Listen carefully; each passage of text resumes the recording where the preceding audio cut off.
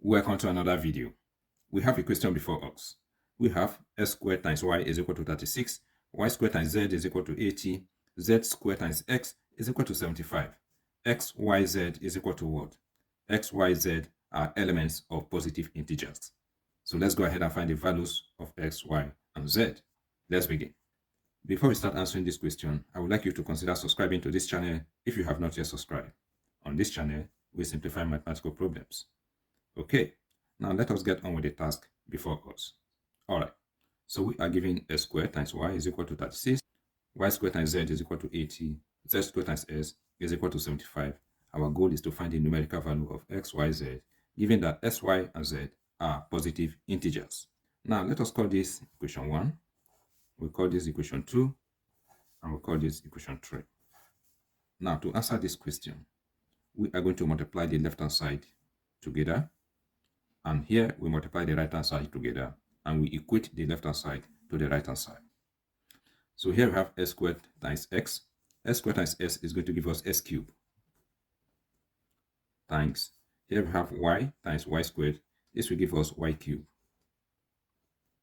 Times z squared times z will give us z cubed. And this is equal to 36 times 80 times 75. This will give us 216,000. Okay, with respect to the left-hand side, we can apply this rule. A cubed times b cubed times c cubed is equal to abc raised to the power of 3. So here we have x, y, z raised to the power of 3 is equal to, and here we can express 216,000 as 60 raised to the power of 3. On both sides of the equation, they have a common exponent of 3. Because the exponents are the same, we can equate the bases. So we have that x times y times z is equal to 60. The next thing we're going to do is to generate another equation with similar variables to any of these three equations. Okay? The powers of the variables are irrelevant. In order to do this, we are going to use any of these three equations. Let us consider this equation. Okay? So here we have x, y, z is equal to 60. X, y, z is equal to 60. Let us square both sides of the equation. So here we have x squared times y squared times z squared. And this is equal to 60 squared will give us 3,600. Okay. Alright, here we are going to introduce y squared times z in this equation. We will say times y squared times z. Okay. And here we will introduce 80 to the right hand side. So times 80. Okay. On the left hand side, we are going to replicate this term, y squared times z. Okay.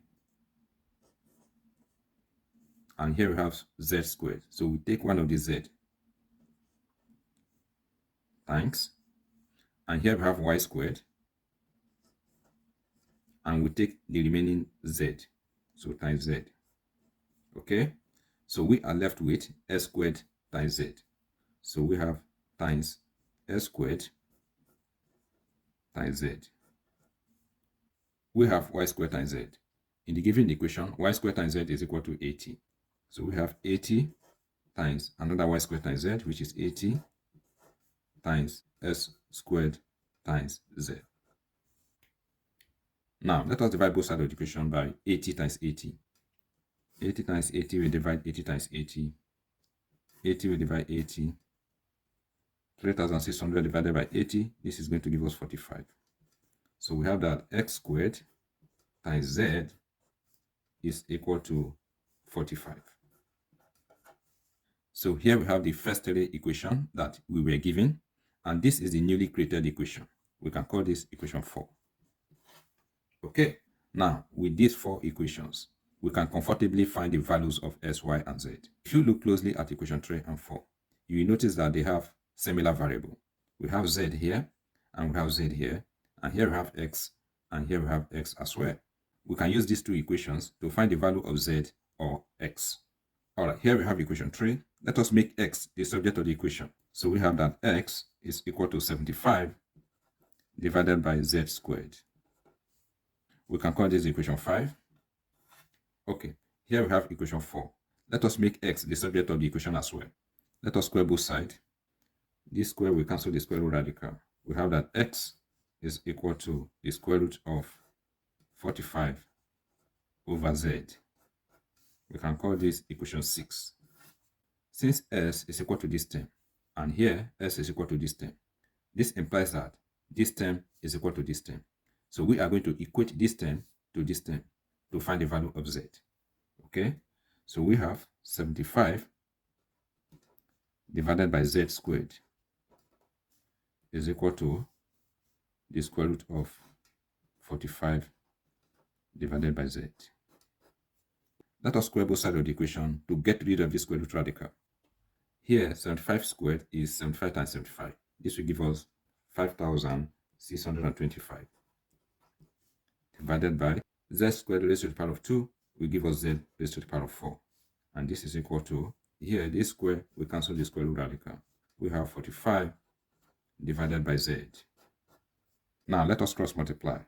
Now, let us equate it to 0. We have 45 z raised to the power of 4 minus 5,625 z is equal to 0. Here, we can factor out 45z, okay? This divided by 45z, this will give us z cubed, okay? Minus 5,625 divided by 45, this is going to give us 125. And z divided by z will give us 1. 1 times 125 will give us 125. And this is equal to 0. We have that 45z is equal to 0. And here we have that z cubed minus 125 is equal to 0.